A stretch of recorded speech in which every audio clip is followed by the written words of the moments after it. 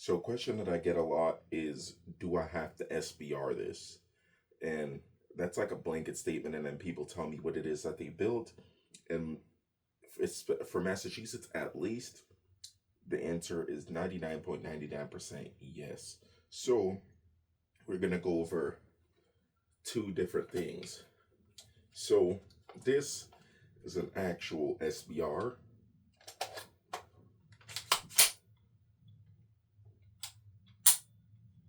So it's safe. And we're gonna put and this is a pre-band magazine. We'll get into that in another video, because I get questions about stuff like this all the time as well. So this is an SBR. Why is it an SBR? Because Massachusetts is stupid and they want $200 from me. That's the main reason. Secondly, because this is considered a stock. Not only that, but this is under 16 inches. So it's a rifle with a removable magazine, a stock, and under 16 inches for the barrel. So you have to SBR this. You have to get a tax stamp and you have to do a Form 1 and get a tax stamp for this. So this is an SBR, and we'll get more into it in a second. So this is not an SBR.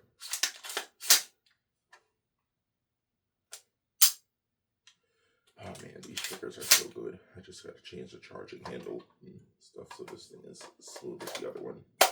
But this is not an SBR. And you may be wondering, isn't that a 13.9 upper? Yes, the barrel is 13.9 inches. But the muzzle brake, which is under the Surefire Warden, is pin and welded, which makes the total barrel length 16.2 inches. So this is a normal rifle. No tax stamp required. I can remove the magazine. The stock is pinned. The muzzle brake is welded. And again, why do you have to do those things? Because Massachusetts is stupid. But that is here, and it also is there, but that's just not what we're going to be getting into in this video. So if you want to avoid anything for tax stamp purposes, you can build something like this. The shortest you can go is maybe a 13, and you get a 3-inch muzzle brake welded on, and that will make the barrel length total at least 16 inches.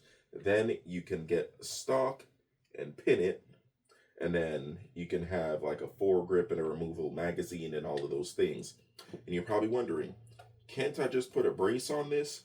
Well, yes, you can put a brace on it, but that doesn't change anything, because the brace will still be considered a stock, because Massachusetts is stupid. So, and you're probably wondering, can't I also have a removable a removable muzzle brake? Yes, you can, if the barrel is 16 inches before the muzzle brake. If you do have that, then you can have a removable muzzle brake. And then you're also wondering, but the Surefire Warden's a removable muzzle brake. No, it's a removable muzzle brake attachment. The muzzle brake itself is welded onto the threaded portion of the barrel. And again, Massachusetts is stupid. They want criminals to have the upper hand, and they want to trick people into thinking that laws stop crimes.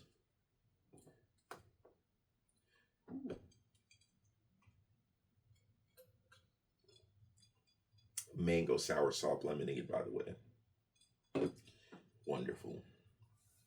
So, you're able to build something like this, and you can remove the magazine, and you can have a muzzle brake on it, and you can have a pin stock, and you don't need a fixed magazine. With the laws changing, which will be a completely other video,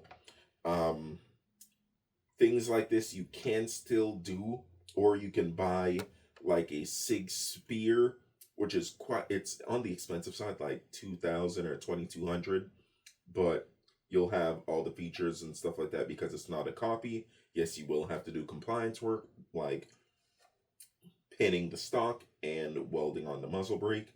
I believe because the spear is under 16 inches for the barrel itself, if I remember correctly. But yeah, again, you'll pretty much be building something similar to this, which is 16-inch barrel, including the muzzle brake pin and welded, a stock that's pinned, but you will be able to remove the magazine.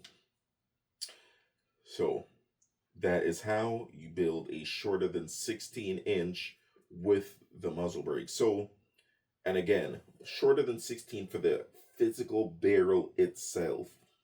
The pin and welded muzzle brake is a part of the barrel because it's now pin and welded.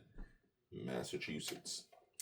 So hopefully that like helps you guys, because I don't want anybody to be going to prison because of this. Like, so I'm just trying to help as much as possible. Feel free to ask any questions per usual, and I'll answer to the best of my abilities. And again, just for a disclaimer, I'm not a lawyer. I can't give you legal advice. I can't tell you to do this or do that and fix this and fix that and maybe it'll pass. I can't do that. I'm not a lawyer, so I can't give you legal advice. Like if you ask, will I go to prison if I such and such?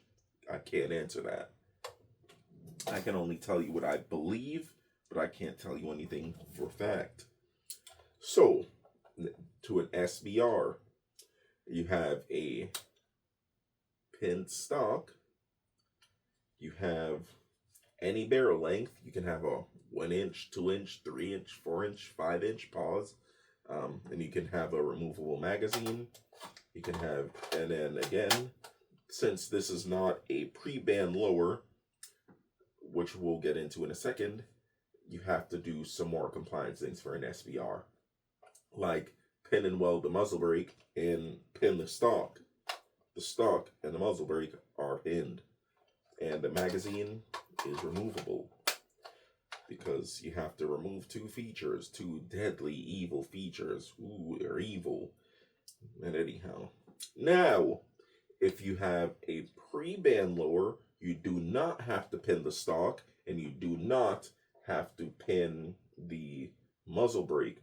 Why? Because it's pre-band, and a pre-band lower makes it so you don't have to remove all the features, just a newer lower. And with the laws changing, I don't exactly know what that will affect. I don't believe it will change anything because all the pre-band things are already in circulation for Massachusetts, so that will just be like business as usual. But you always want to ask your local FFL, ask your local lawyer who is a friendly lawyer, like at Dean Safety, for example. And again, I don't want anybody going to prison. If your rifle is under 16 inches with a pin and welded, what do you call it? With a pin and welded, muzzle brake, then you have to SBR it. You have to SBR it. And then, for example, let's say you're going out of state, and you have a setup like this. You can remove your, or you're out of state to New Hampshire. You can remove your stock setup before you go to New Hampshire, put a brace on, and it will no longer be an SBR for New Hampshire. Once you come back to Massachusetts, you can put this on, and you're back in Massachusetts where this thing is registered, so you're fine. It's not an SBR. You're not transporting an SBR when you remove the stock and put a brace on. That's just what I've been told. Again, that is not legal advice. That is just what I believe to be the truth from the research that I've done. So, is an SBR worth it? So far, yes. Because for me, I want something that's very compact, packs a punch, good for home defense, and all of those things. So I was just like, you know what? I just gotta do what I have to do and pay my $200 and wait. Will I do another one? Yes, but it will be on a pre-band lower, so I can have the adjustable stock and adjustable muzzle brake. But as is, this is fine. This is far from a budget build because this is quite expensive, and I'll get down back to the price in another video once I actually finish putting like a foregrip on this and a couple other parts. But this is far from a budget build, but it is worth it in my opinion for things that I want to use it for, which is home defense and CQB and different training scenarios and whatnot. So yeah, hopefully this helps. Again, we're in Massachusetts, so the laws are different. If you're in a state similar to Massachusetts, I can't particularly help you. Hopefully this can be a guideline and then you go do your own research. But yeah, hopefully this helps.